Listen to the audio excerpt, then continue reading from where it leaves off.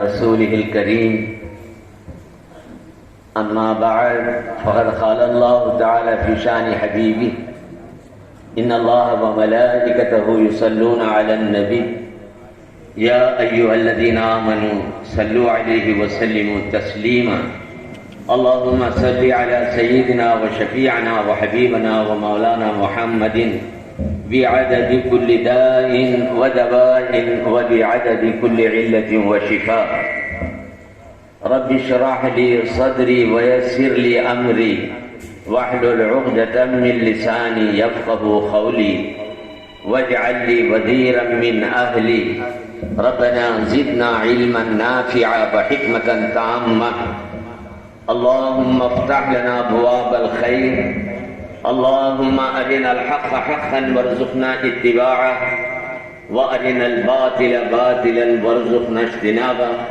برحمتك يا أرحم الراحمين۔ آج کا یہ جلسہ تقسیم اسناد و دستار بندی تاریخی اہمیت کا حامل ہے۔ اس خانقاہ کی لمبی چوڑی تاریخ میں آج کا یہ دن ہمیشہ یاد رہے گا۔ آنے والا مورخ اس تبدیلی کو اور ایک نئے رخ کو سنہرے الفاظ میں ضرور لکھے گا۔ کتاب کا موضوع خانوادہ اقطاب بیلور سے بھی ہے، تحریک ندوہ اور جدید تعلیم سے بھی ہے۔ اس خانقاہ کا آغاز، اس درسگاہ کی ابتدا 1130 پر 1 ہجری میں حضرت سید شاہ عبداللطیف نقوی علیہ الرحمہ کے ہاتھوں ہوا۔ 1130 پر 1، 1230 پر 1، 1330 پر 1، 1430 پر 1، 300 سال اس سن میں مکمل ہوئے، اور آج جو قمری اعتبار سے جو سال چل رہا ہے 1440 پر 4، گویا 3 صدیاں اور کچھ سال گزر چکے۔ یہ خانقاہی درسگاہ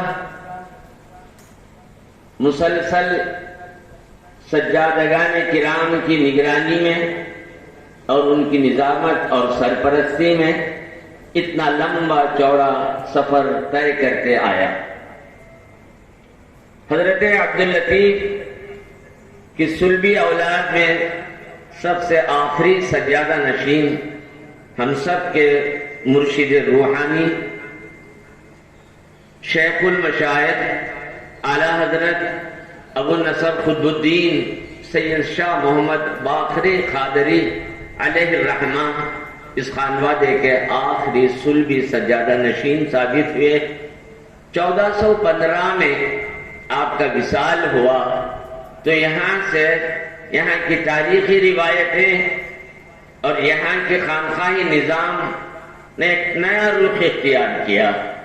یہاں سے آل کا سلسلہ شروع ہوا تو حضرت ابو الحسن صدر الدین سید شاہ محمد طاہر قادری کے 2 داماد کرام حضرت سید شاہ عثمان قادری ناظم دارالعلوم لطیفیہ و سجادہ نشین، حضرت پیر صاحب حضرت طاہر قادری کے دوسرے داماد حضرت سید شاہ ہلال شتاری، یہ نائب ناظم دارالعلوم لطیفیہ کی حیثیت سے یہ دونوں جوانان صالح نے ان بزرگوں کی امانت کو اپنے ہاتھ میں لے کر بڑی خوش اسلوبی کے ساتھ سارے معاملات کو نبھایا۔ اللہ تبارک و تعالیٰ کے نظام کا معاملہ، اس کی قدرت کا معاملہ کہ دونوں دامادان محترم اس دنیا سے رخصت ہو گئے۔ 2019 ذی الحج کے مہینے میں حضرت عثمان سید شاہ عثمان قادری علیہ الرحمہ اس دنیا سے چل بسے۔ ان سے پہلے حضرت ہلال شتاری اس دنیا سے جا چکے۔ اس کے بعد اللہ تبارک و تعالی نے حضرت عثمان کے 2 صاحبزادے حضرت سید شاہ طاہر قادری سجادہ نشین و ناظم دارالعلوم لطیفیہ، ان کے دوسرے فرزند حضرت سید شاہ محمد باقر قادری معاون کی حیثیت سے اس خانقاہ درسگاہ کی خدمت میں جڑے۔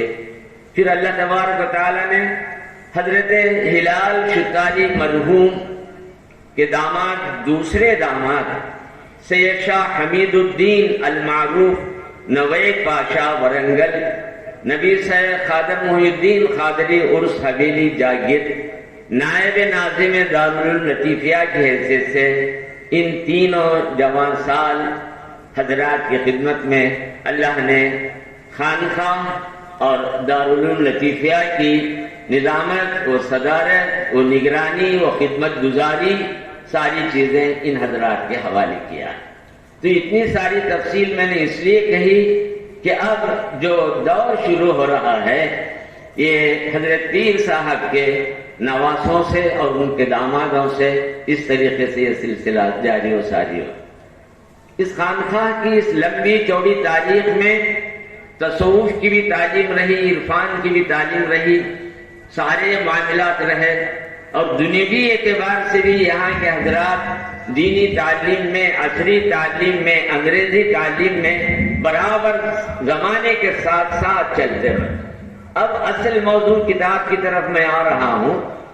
یہ 1904 کی بات ہے، گویا 20ویں صدی کی شروعات تھی۔ اس وقت جو سجادہ نشین تھے حضرت رکن الدین قادری علیہ الرحمہ، جو حضرت قطب بیلور کے صاحبزادے، ان کے زمانے میں ندوہ تحریک یہاں پہنچی، اور اس وقت ندوہ تحریک کو جنوب میں قبولیت حاصل نہیں ہوئی، وہ بدگمانیوں کا شکار ہو گئی کہ اسی زمانے میں محمد ابن عبد الوہاب کی تحریک نجد سے یہاں پہنچی تھی، تو لوگوں نے یہی سمجھا کہ یہ وہی تحریک کا کچھ حصہ ہے۔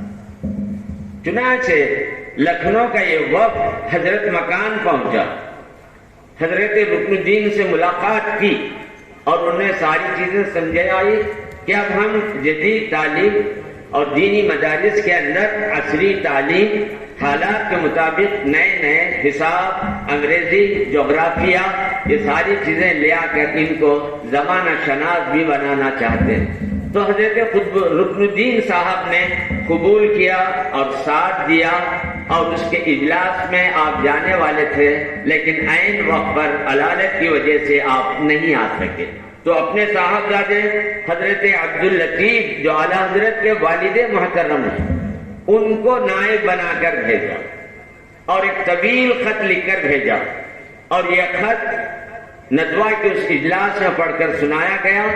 حضرت عبداللطیف جو ناظم اعلیٰ حضرت کے والد محترم ہیں، انہوں نے ایک جلسے کی صدارت کی، خطبہ صدارت پڑھا۔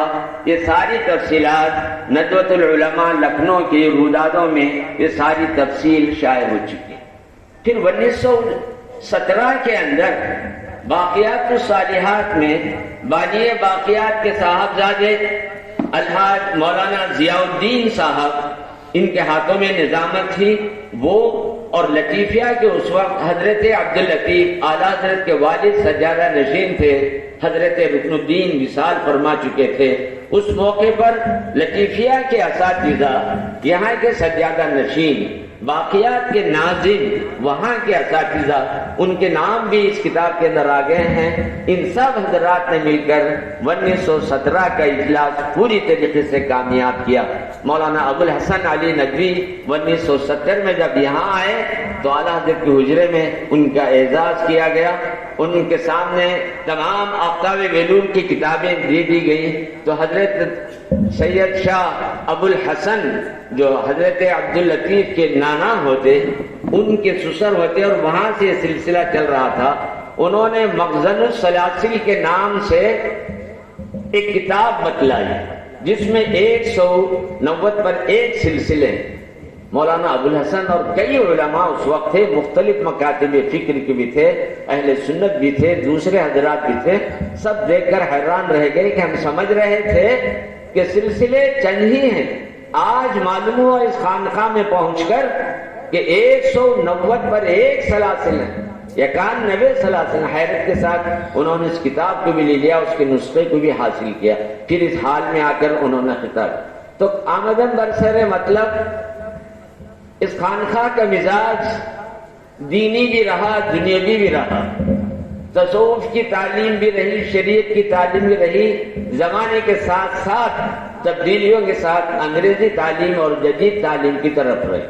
حضرت رکن الدین نے یہاں 1311 میں بہت بڑا اجلاس کیا، 10,000 آدمی، ان میں کئی علماء تھے، سب کے نام، کئی مقررین ہیں، ان کی تقریریں بھی.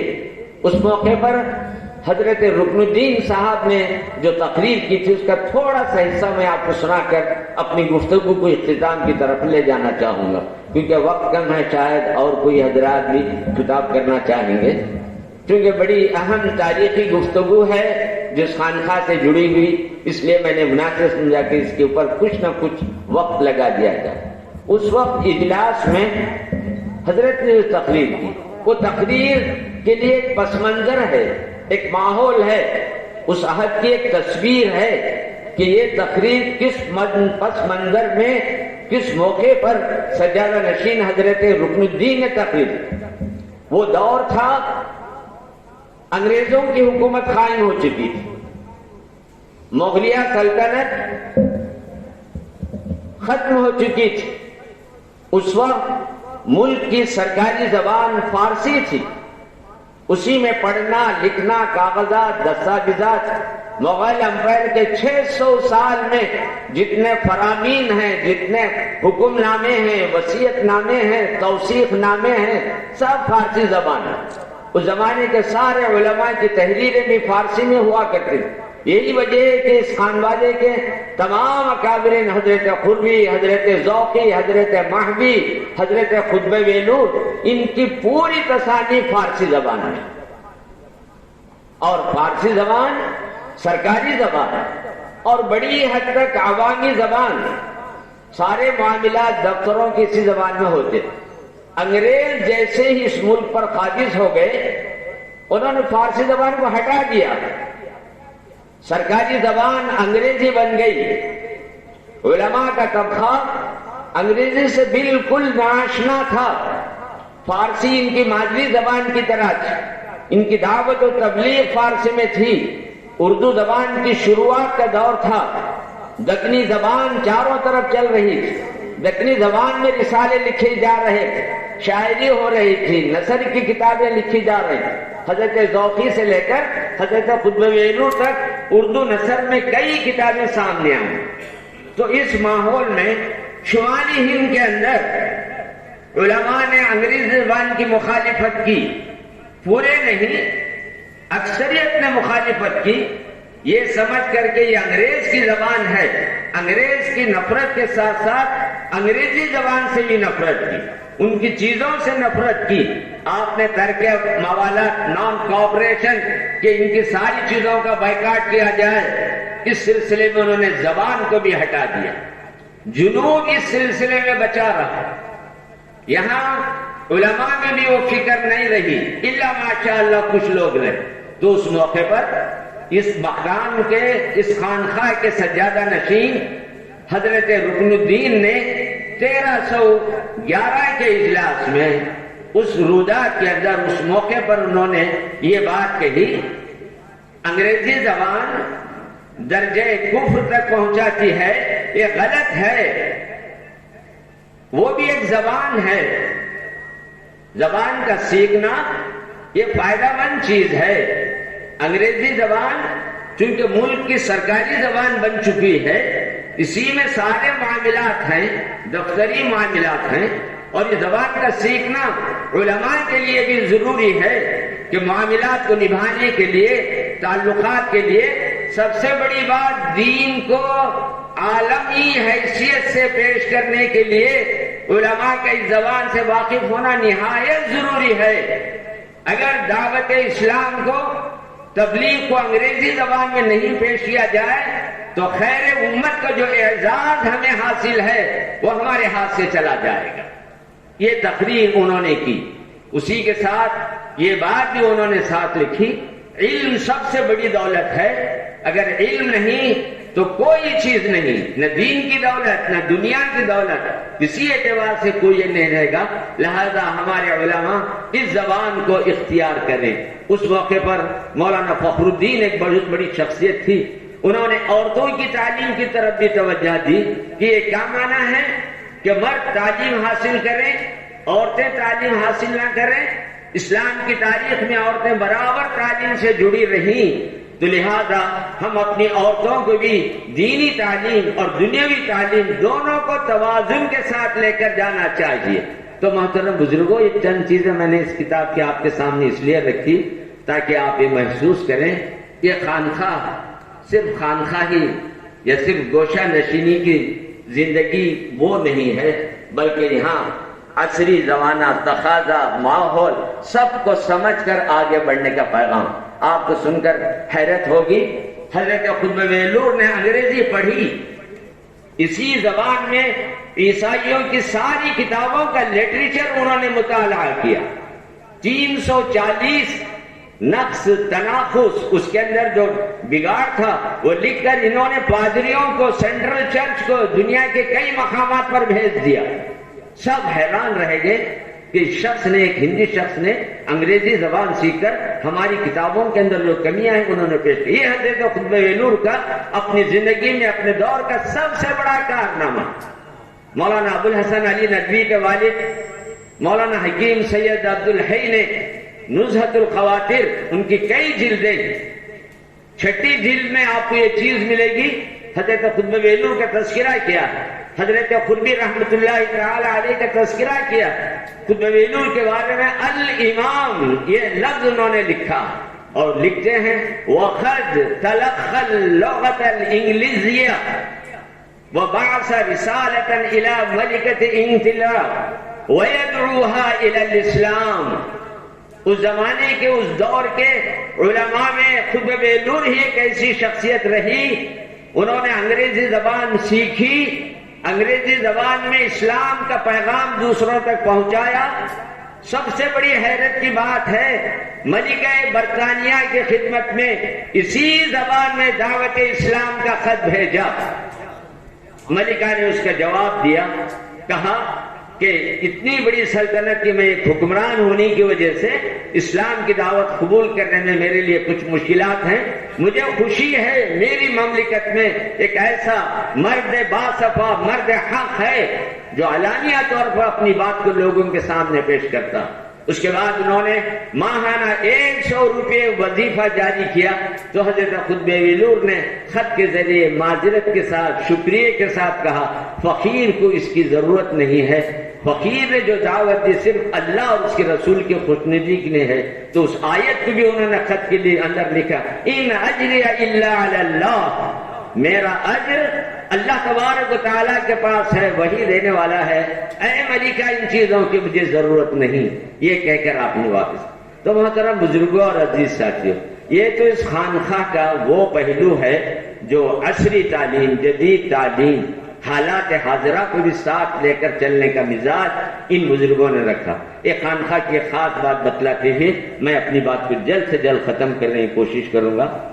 ہمارے رفیق محترم مولانا نیاز احمد صاحب نے تصوف کے لین سے اس خانخواہ کی خصوصیات کے تعلق سے بہت ساری باتیں بتلا دیں۔ 151 سلاسل کے ساتھ میں ایک اہم بات بتلاؤں گا۔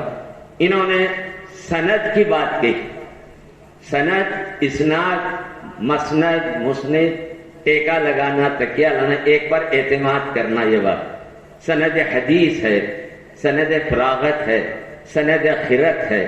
اسی طرح سے ایک اور چیز ہے سند مصافحہ۔ یہ مطلب کیا ہے؟ مصافحے کی بھی ایک سند ہے جو ہمارے بزرگوں کے پاس ہے۔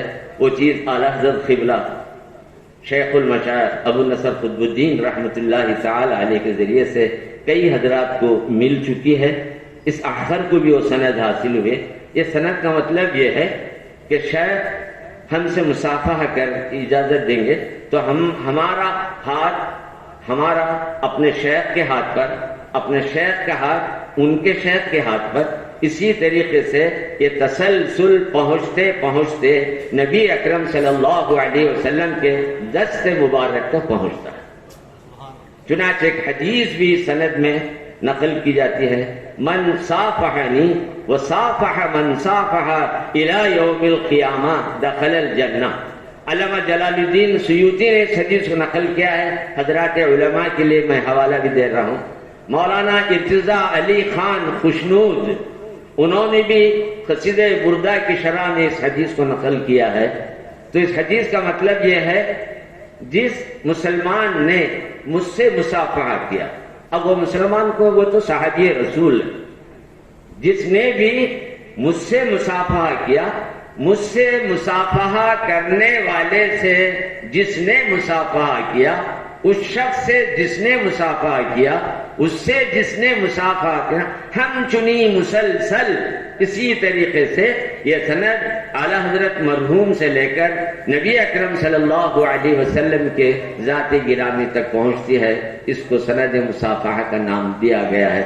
تو یہ بزرگوں کی یہ تبرکات کی یہ چیز تھی۔ اللہ تبارک و تعالیٰ اس مقام پر یہ ساری چیزیں ہیں، ضرورت ہے چشم کشائی کے ساتھ اس کو دیکھیں۔ اب آخر میں ایک دو بات جو اہم چیز ہمارے مدرسے سے جڑی ہوئی ہے وہ کہہ کر اپنی بات کو مکمل کروں۔ اللطیف تقریباً 60 سال کے قریب ہو رہا نکل چکا۔ حضرت پیر صاحب حضرت سید شاہ ابو الحسن صدر الدین سید شاہ محمد طاہر قادری نے اس کو 1960 پر 2 میں اس کو جاری کیا، برابر یہ چلتے آ رہا تھا۔ حضرت عثمان 2019 کے اختتام میں وہ دنیا سے رخصت ہو گئے۔ 2020 سے کرونا کا معاملہ پہنچا، 3 سال تک اللطیف کی اشاعت نہیں ہو سکی۔ جس سال حضرت عثمان کا وصال ہوا اسی وقت اللطیف چھپا، جلدہ جلدی میں نہایت مختصر چند ہی صفحات پر وہ رسالہ شائع ہو چکا ہے۔ وہ اس وقت اس جلسے میں اس کی رونمائی ہوگی۔ ضیافت طعام کے بعد سجادہ نشین ناظم دارالعلوم لطیفیہ کے ہاتھوں سے آپ اس کی کاپی حاصل کرتے ہیں۔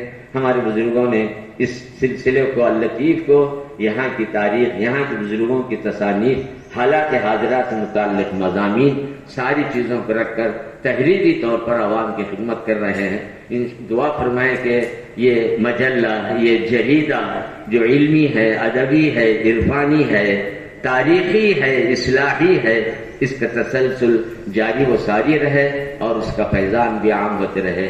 یہ چند کلمات ہے، انتشار کے ساتھ میں نے چیدہ طور پر آپ حضرات کے سامنے رکھا ہے۔ دعا فرمائیں کہ اللہ تبارک و تعالیٰ اس نئی قیادت کے اندر اخلاص عطا فرمائے، خلوص اور محبت عطا فرمائے۔ یہ دونوں شیر و شکر کی طرح رہ کر بزرگوں کی روایت، خانقاہ کی پاسداری اور ان کے سارے اعمال کو اسی انداز سے، اسی نہج سے، اسی منہاج سے لے جائیں جیسے حضرت پیر صاحب اور ان کے برادر محترم حضرت میرا پاشا صاحب، ان کے برادر محترم اعلیٰ حضرت ابو النصر قطب الدین سید شاہ محمد باقر علیہم الرحمت والرضوان نے ایک بنیاد رکھی، اسی پر یہ ادارہ اور یہ خانقاہ چلتی رہے۔ آپ حضرات بھی دعا فرمائیں کہ اللہ تبارک و تعالیٰ یہ چراغ ہمیشہ روشن رہے اور اس چراغ سے کئی چراغ روشن ہوتے ہوئے چلے جائیں۔ وآخر دعوانا ان الحمد للہ رب العالمین۔ اس کے بعد باقی رسول